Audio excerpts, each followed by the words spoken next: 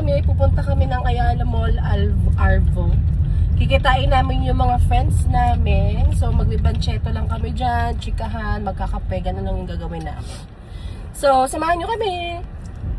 At dahil nga hindi pa nag-lunch at breakfast itong mga person, sabi ko nga kay Maui, mag-stop over nga kami at gusto ko nga magtusok-tusok. And dito nga lang din yan, malapit sa may Ayala Arvo, sa may Marikina. Hindi ko na nga napigilan yung gutom ko, kaya naman talaga namang sarap na sarap nga ako dyan, pati na nga rin doon sa malaking siomai. After nga namin kumain, pumunta na nga kami dito sa Ayala Arvo at bumili nga rin muna ako ng milk tea sa Gongcha. Nagkita-kita na nga ang mga person, pero ang hinihintay na nga lang din namin dito ay si Joy nga. Kasama nga namin dito si Sia, si Cherry, at si Enan. Nag-ikot-ikot na nga lang kami dito sa Marikina Food Bazaar sa may harap ng mall. At syempre sa after nga sa pag-ikot, nagbili-bili na nga rin kami ng kung ano-ano pwede namin kainin. Pero sa totoo lang, nadala na nga talaga ako bumili sa mga bancheto o food park. At ilang beses na nga rin ako nabiktima, na nagsuka, pati na nga rin nagtai. Pero dahil nga PG ang mga person, talaga namang bumili na nga rin kami ng kakainin namin dyan ni Maui. At para makasabay na nga rin namin sa pagkain itong mga person na to. And sa totoo lang, medyo na-disappoint nga ang mga person habang kumakain dahil nga meron nga ditong kinainan na talaga namang malapit nang masira. Pero unbothered nga yung nagtitinda, kaya naman sinabihan ko na hindi ko naman kailangan na isauli. Na gusto ko lang malaman na para update sila or aware sila sa para sa mga susunod na bibili. Sa lahat nga na binili ko, barbecue nga lang din yung talaga namang nag-enjoy ako ng kahit papaano. After nga namin kumain sa Bancheto, dyan sa may Ayala Arvo, nagkaayaan nga kaming mag-inom. Pero hindi nang alak ha, dahil kagagaling lang ng ER ng ate mong girl. Kaya naman habang naghihintay nga ng oras ng schedule namin, pumunta nga muna ako dito sa Bancheto sa may South Park, sa may Lamuan. Dahil nga 10 PM pa yung schedule ng aming KTV room. Habang naghihintay nga ng aming schedule, sabi ko nga sa kanila, maglaro nga muna kami ng billiard kahit isang oras. At talaga namang lahat kami, halos lahat kami ay beginners pa nga lang din dito. Dumating na nga si Dondi dito, pati na nga rin si Sia dahil nga pinatulog muna ng kanilang mga Junakis. Nakakatuwa nga lang at naka-experience na naman kami ng mga bago naming pagtitripan. Pag board kami, hindi yung puro kape na lang. And yes, ready na nga itong aming KTV room at dito na nga lang din yan sa may W Billiard sa may Lamuan. Actually, papunta na nga itong Malanday. At masasabi ko ngang worth it, malinis, malaki at malamig nga rin dito sa kanilang KTV room. Kaya kung naiisipan yung mag-KTV, banding ng iyong friends and family,